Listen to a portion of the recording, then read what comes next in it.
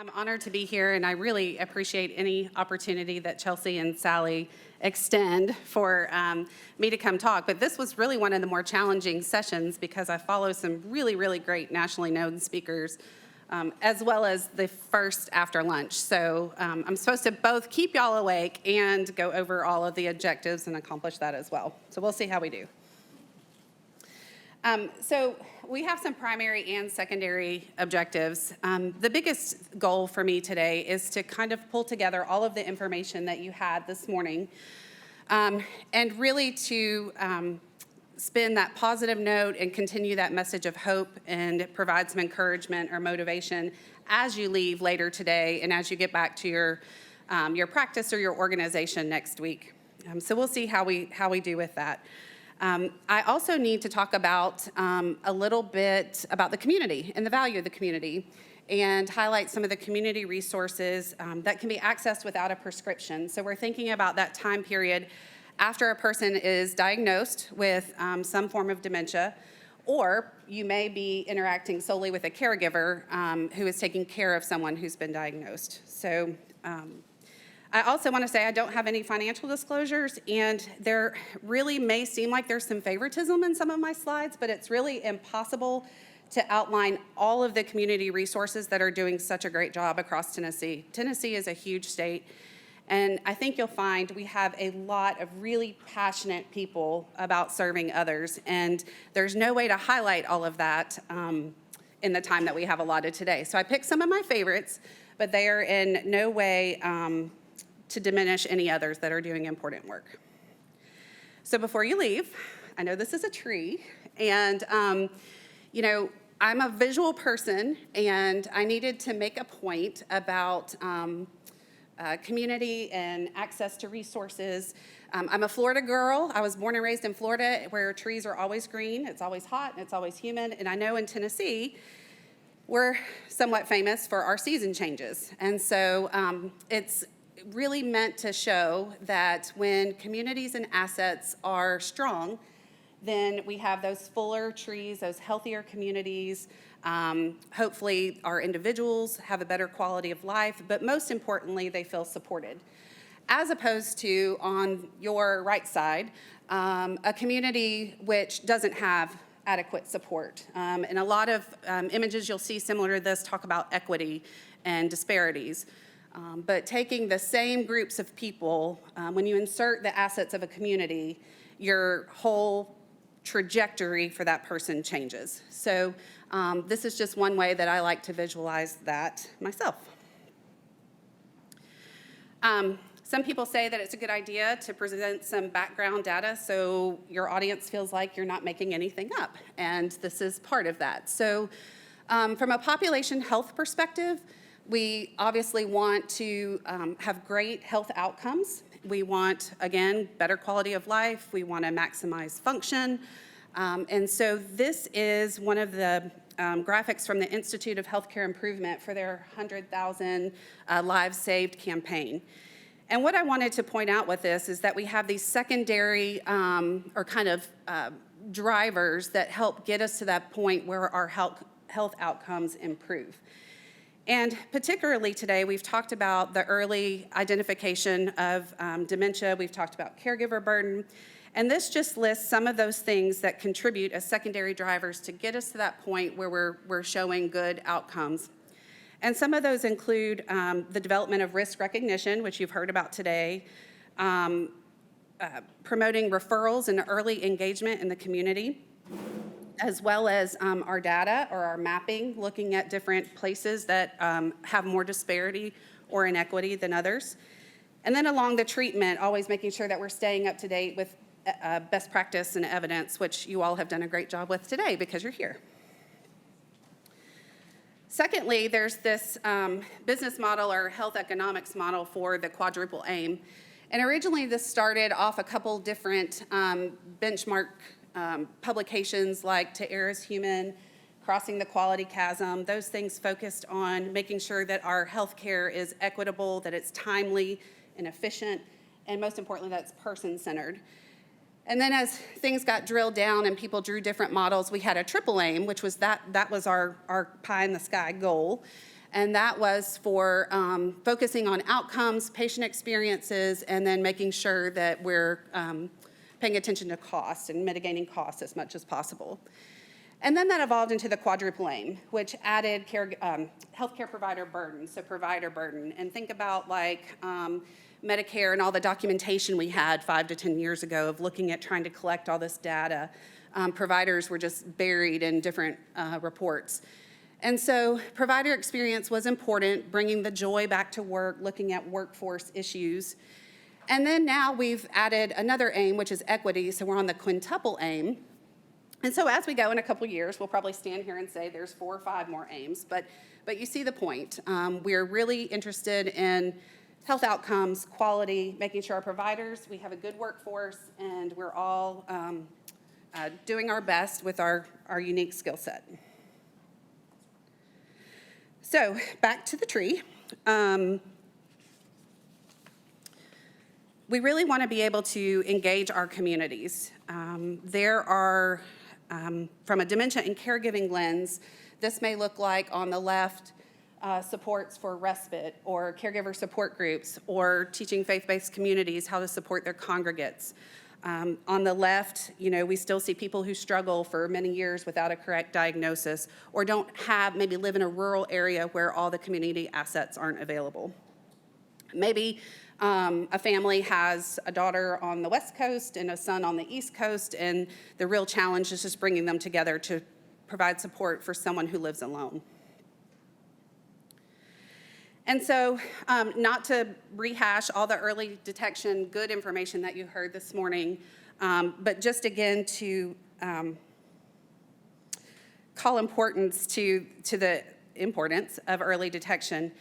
When I was in practice, one thing that I would hate the most, and when I started out, which I'm sure some of you did, you have this paper chart, and so you go up and you're knocking on the door and you're like, okay, what's the chief complaint? What are we gonna see this person for today? And you look down and you're like, I can't do anything about this. Like, I have no services to offer. The diagnosis is not good. I know that this person's hurting. I know that they're struggling, but I just don't have what I need to take care of them well. And then, of course, it moved to the computer, which you're, holding your computer and your mouse and your phone and all these things trying to get in the door. So I wanted to talk about just a couple of ways that you can have better control of that situation, things that you can offer. And this isn't just geared towards primary care providers, but it is something I think we can all learn from. I'm a little salty. These are from the Alzheimer's Association's Fast Facts and Figures. You've seen some of these charts earlier today, but they say primary care physicians, and I like to call it primary care providers because I'm a nurse practitioner. But we're going to let that go today. So they surveyed primary care physicians, and they were looking for the primary challenges associated with diagnosing someone with mild cognitive impairment related to dementia. And as you can see, if we concentrate on the left side, they're all valid reasons, right? There's a lack of specialists. It's difficult to find and have performed diagnostic testing. Some patients are reluctant for a diagnosis or for screening. Some people, they're not sure what services to offer or what treatment options. So this is that kind of bang the head against the wall moment here. And this shows that there is definitely some concern about screening and making that diagnosis. All of those things valid. Part of my doctorate work was examining this issue and trying to find ways to make that a little bit better.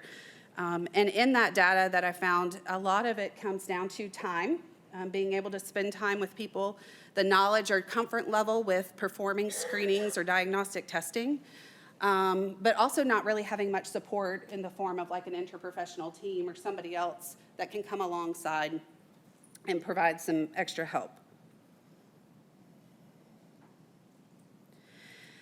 And so one of the secondary charts that this report provided was the things that primary care providers listed as the things that they do to intervene when mild cognitive impairment is detected. And so as you can see, they recommend lifestyle changes, performing lab testing for reversible causes, looking to prescribe medications for non-cognitive symptoms, medications for cognitive symptoms. So you can see kind of where this is going. And all of those things, again, are valid and well justified. But I would argue that we can insert the community here, that we can do things that don't require prescriptions. There are so many resources that we can tap into, or that caregivers can tap into on their own without a provider.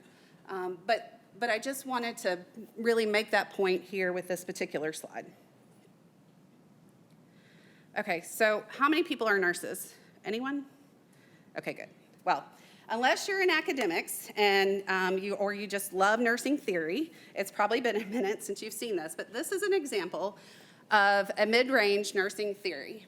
And I bring it up not to know all of the little different boxes, but to illustrate that one of the primary issues we have with people with chronic illness is that they have all this question out here. They need some answers. They need a plan. One of my most treasured mentors always said, people just need a plan. They just need a plan. So this particular nursing theory came out of uncertainty and chronic illness, and it basically talks about the factors that contribute to uncertainty and then the way that people adapt their response to that uncertainty. And it can either be positive or negative.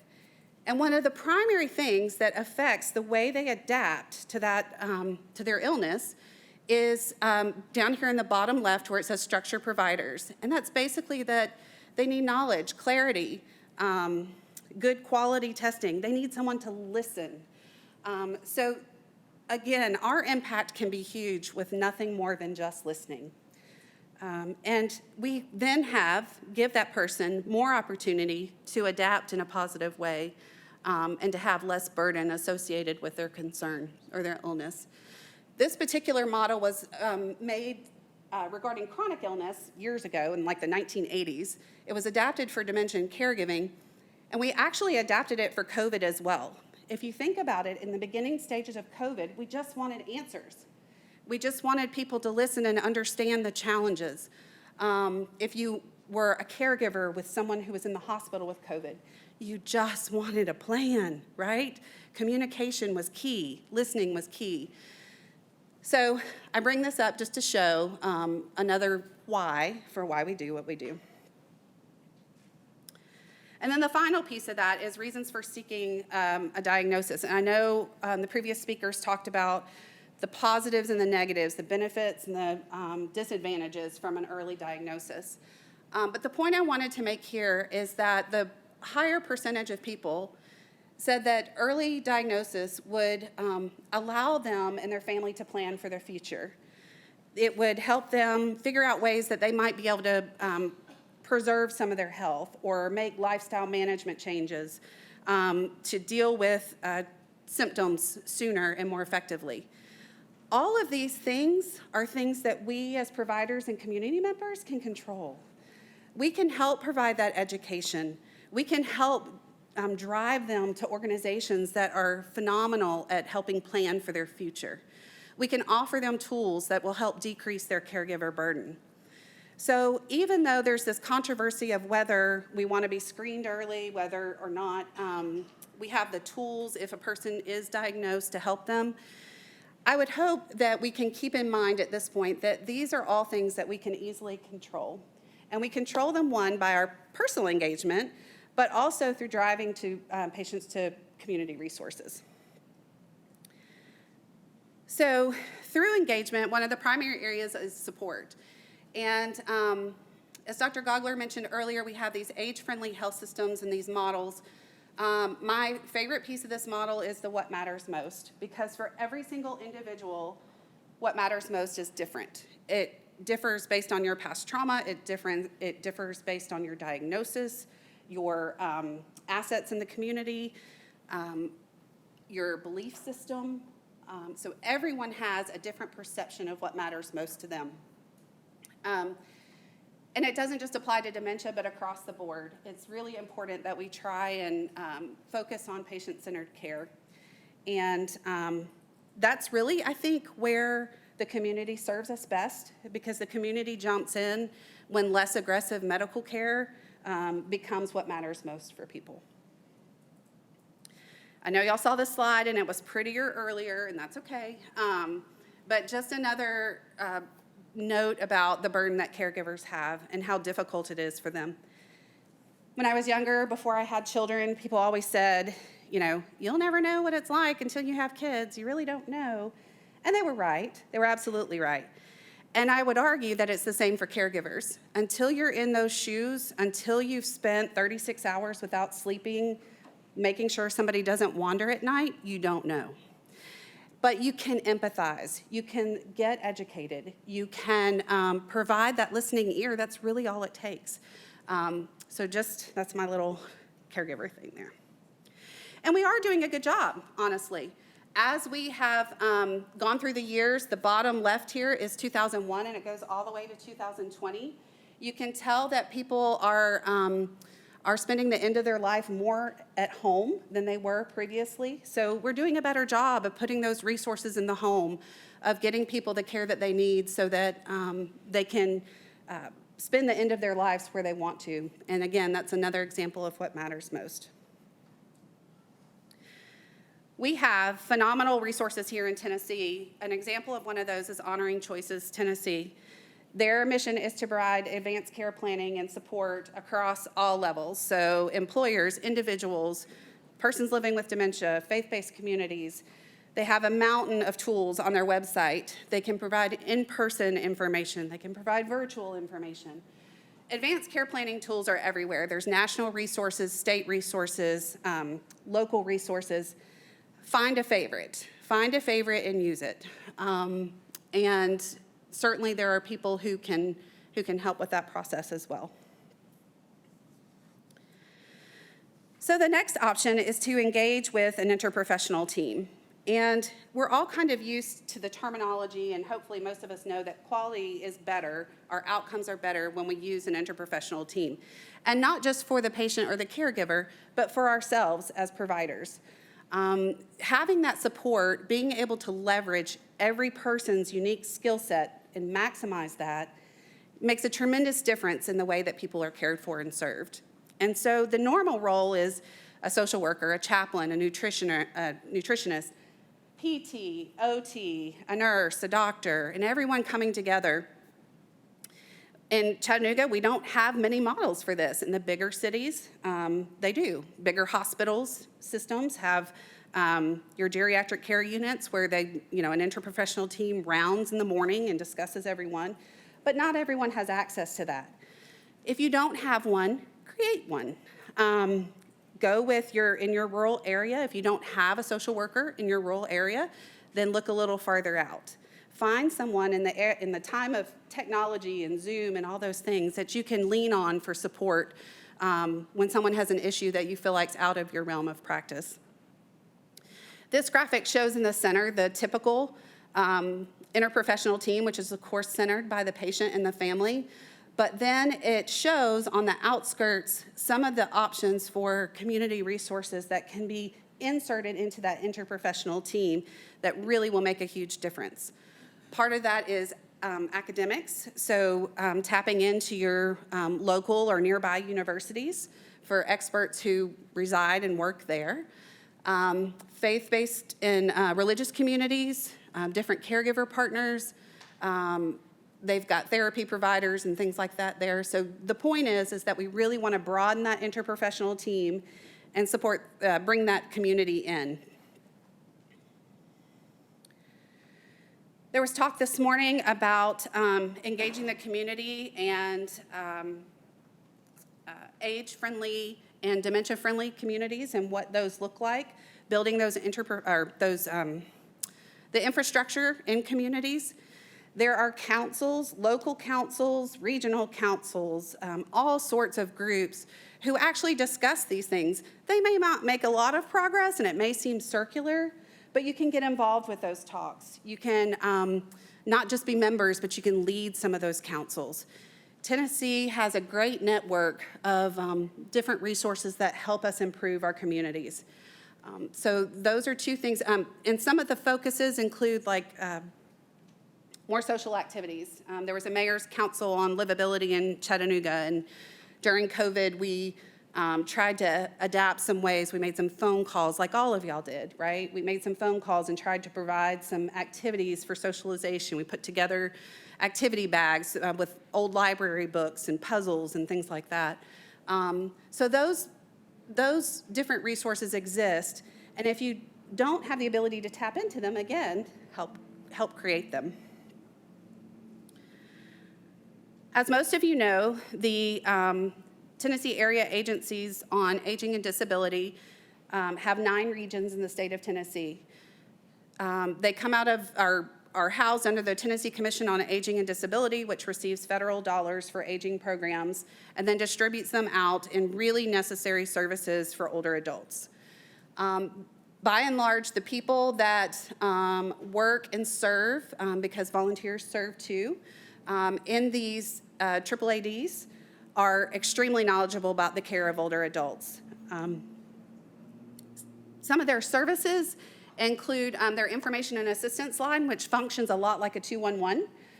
If you call in and you have a concern about an adult or you need to make a referral and you're just not sure where to go, they can help direct you if they can't help you themselves. They provide case management. There's some in-home services that are available, as well as the very popular Meals on Wheels or congregate meals to help increase socialization. We've got senior centers that are out and about, as well as health fitness programs, fall prevention programs. They work on helping with respite somewhat when they can, but also support groups for caregivers and education programs. They also, most notably, are starting to pop up with My Ride programs, which help provide transportation to those who need it as well.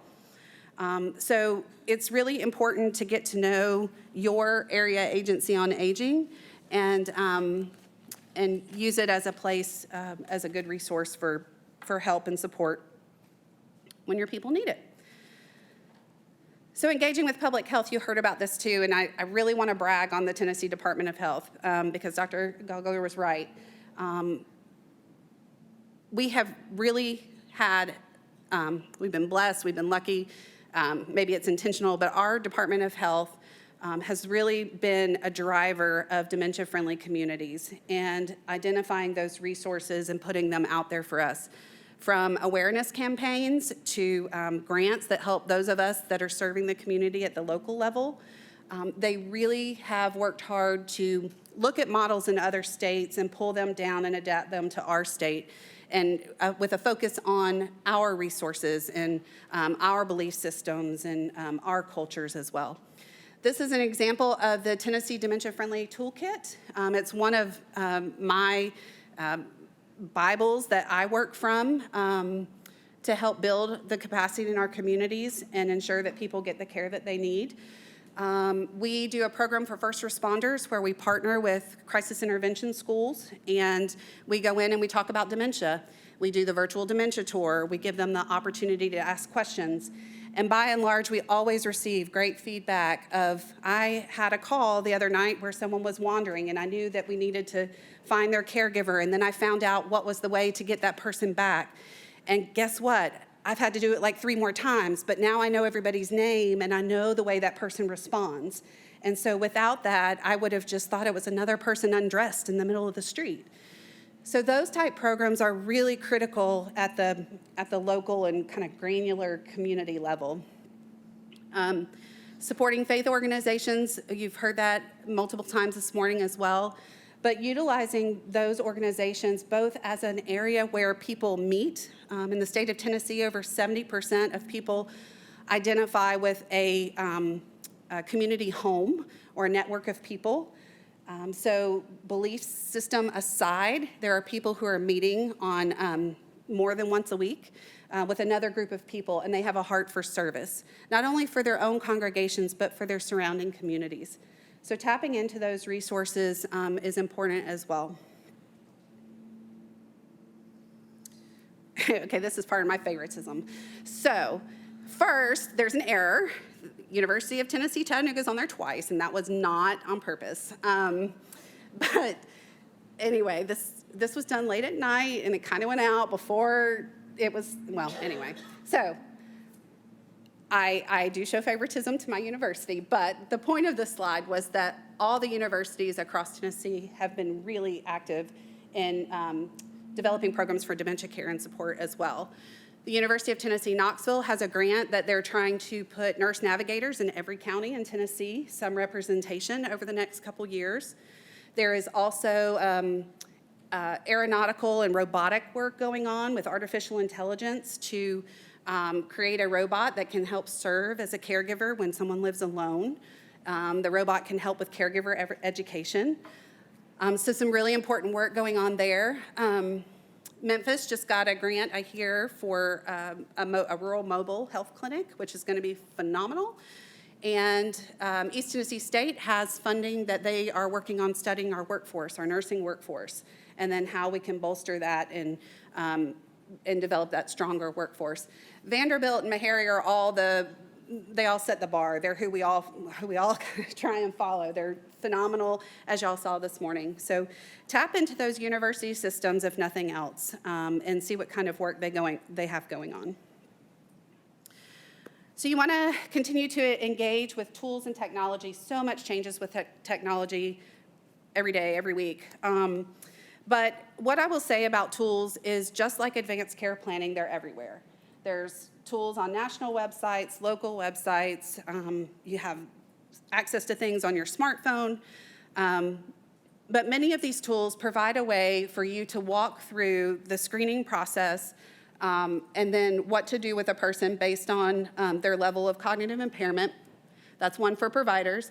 There's also caregiver coordination tools. So if you're one of those ancillary providers or part of that interprofessional team, it helps walk through different resources that are appropriate based on what the person's reporting they need help with, whether that be food or transportation or caregiver support. So again, when I was in nursing school, and I remember in nurse practitioner school thinking about prescribing and just how in the world you come up with what medicines for what person, and there's so many medicines that do the same thing. And the comment from my preceptors always was, pick your favorites. Pick your ones that are cheap, that you know people can afford, that do the trick, that are evidence-based. And then that was kind of the pat on the back of, you'll get it, it'll come, just it takes practice. And it's the same with your community resources. Find your favorites. Don't worry about all the stuff that's out there, but find your favorites that help you get to those resources that are local to your communities and that serve your population in your community.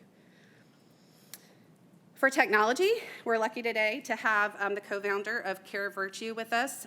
It is an app that helps provide support for family caregivers. And I was introduced to this app when we were in Minnesota a couple weeks ago, and I loved it from a provider perspective, but I also loved it from the family perspective, and I could really see the usefulness for it. There's been some research done with this particular app for its validity and how it helps with patient outcomes. They partnered with the NIH. The app works a little bit like social media, but not, but basically a caregiver portal so that you can construct your care team. You can put information in about medications. The caregiver can journal. So if I'm worried about how my father's eating, I can journal that. I can put activities in there, behaviors. And they found that people do it. So you would say, oh, well, older adults don't love technology, caregivers don't have time. But in fact, they take the time to do it, and they find that it's supportive and helpful.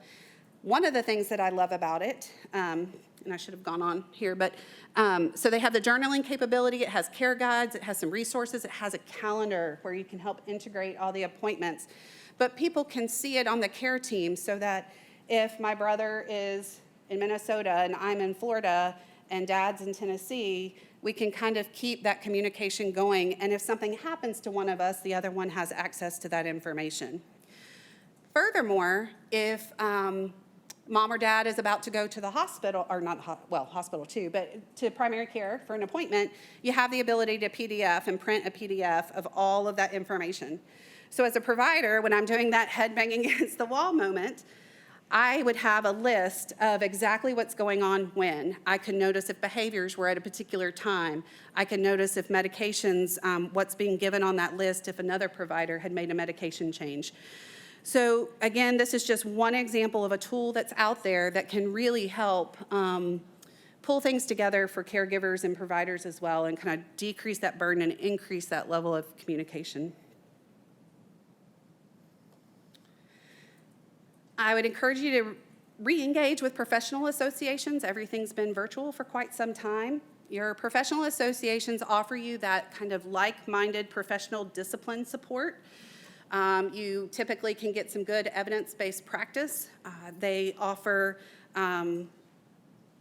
those benefits. Also, sometimes they have social benefits and ways that you can re-engage for the better of your discipline. A lot of times they'll have teaching tools and conferences, and it just is helpful to be part of that professional association, and not just to be part of it, but to contribute to it. Join in the chats, join in the dialogue of what's going on in your community. It's the only way people gather information to be able to advocate for change in our practice. One example of that is prior to COVID, we noticed in little Chattanooga that out on the West Coast in Portland and Oregon, here comes this thing called COVID, and we're paying attention to providers in Chicago and all these big cities and how they're starting to address COVID. And we were able to take that time to prepare. We were able to create some teams so that when it did hit Chattanooga, and of course we thought it's not going to come here, we're going to be fine. But when it did come, we were ready, and we had some of those support mechanisms ready, and it was based off models of other cities, which we had been watching through our professional organizations. And then I would say engage with advocacy. You've heard all sorts of different numbers and statistics this morning about things that are needed, the gaps in care. I have, of course, professional organizations here, and again, no like favoritism with the Tennessee Nurse Association being first, but you know, the one thing I would say is your professional organizations, by and large, are kind of like, I picture them from a group perspective and a discipline perspective. Whereas your individual profession, like the Nurses Association, the Medical Association, have more individual needs that they can help with. So particularly for the Nurses Association, they have support for nurses and things that are very relevant to my particular discipline versus the Gerontological Society of America, which is multidisciplinary. But they're also kind of the heartbeat of advocacy for nurses in our state, and then of course the broader organization nationwide. So there is a need for us to be involved and or lead in these organizations as well for the benefit of those that we serve. So when all else fails, I think that it's important to listen and engage, and I hope that you've seen some of the examples of ways that you can engage to support yourself in your practice, but also those that you serve. Everybody needs a plan, and I think that if we're all able to find those simple ways, those are the things that we can control. And when we go back to this quadruple aim, I think you can see how we can improve patient experiences, we can improve outcomes, we will improve costs just by doing those things, but we also can have some support for ourselves and our practice as well while increasing equity and access to care.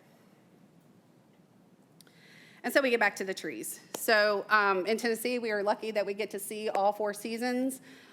In winter, the leaves do fall off, but those trees still remain supported. For the most part, they're still alive unless they didn't get water in the summer and all that. But you can still have these healthy outcomes with our community support and assets. So that's what we're striving for. We're striving for stronger communities that help improve health and quality of life and maximize function, keep people home as long as possible, but also support us in our jobs or our volunteer work so that we feel supported and can continue the work that we're called to do. I included some references, which Chelsea will send out, and then we have some cards in your folders that have some resources as well. They're certainly not all inclusive, but it's just meant to kind of get your mind going about finding some of those resources in the community. And then I have my information if that's needed as well.